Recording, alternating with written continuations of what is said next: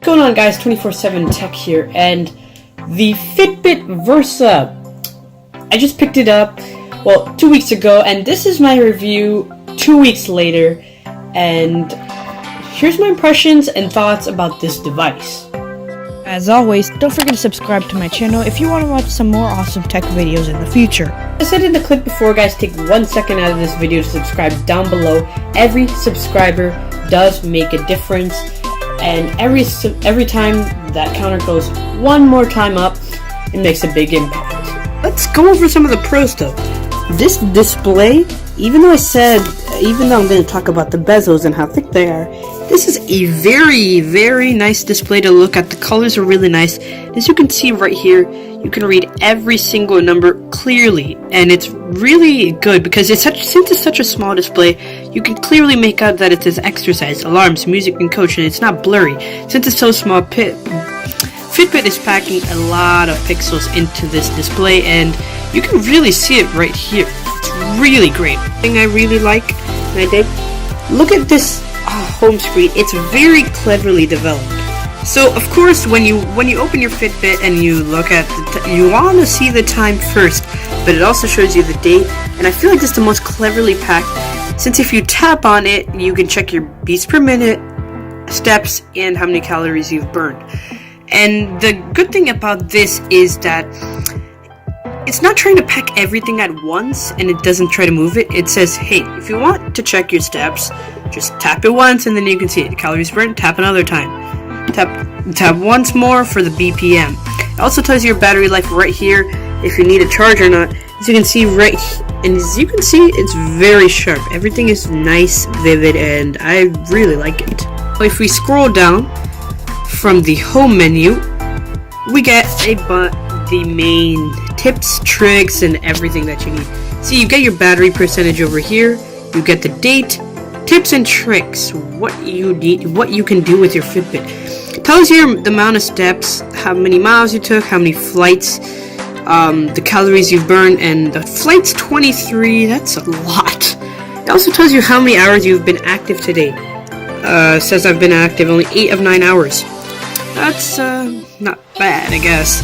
But beats per minute, it also tells you your resting rate, and it tells you your patterns, and you can go to the settings and customize what you want over here. Let's go over some of the cons that I have about this device.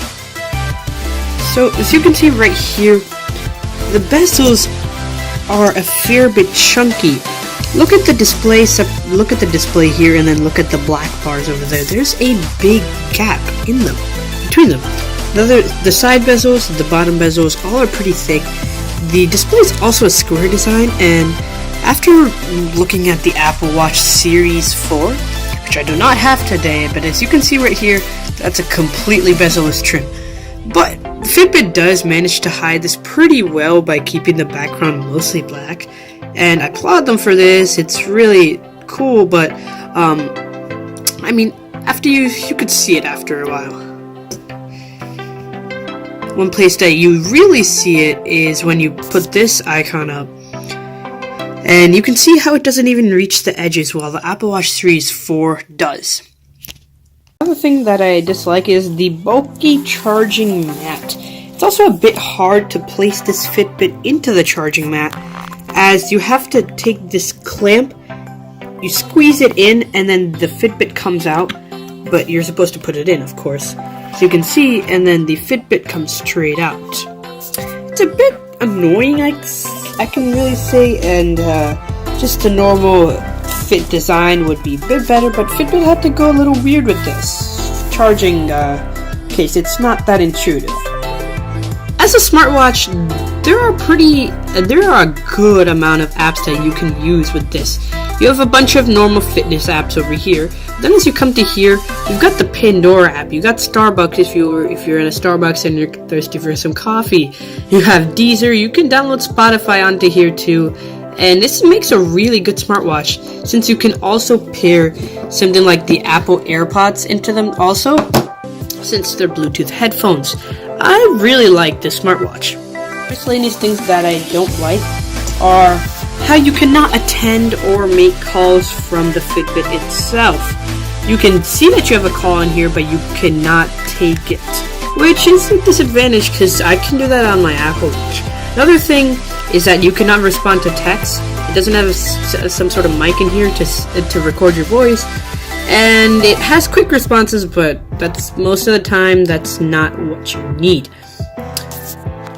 Overall, I'd say the smartwatch is a great buy, and especially if you can find a deal on it, since the $200 price tag might not be for everyone, but as I found it for about $100, $105, that was a great deal. And if you can find that, again, this is one of the best buys that I've ever made.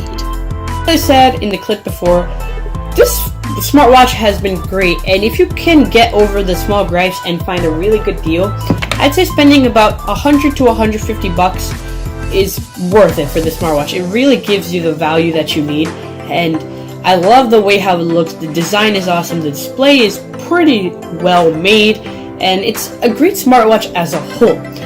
Thank you for watching this video today, guys. Make sure to subscribe down below. Every subscriber makes a difference, as I said before, and I'll catch you in the next video. See ya!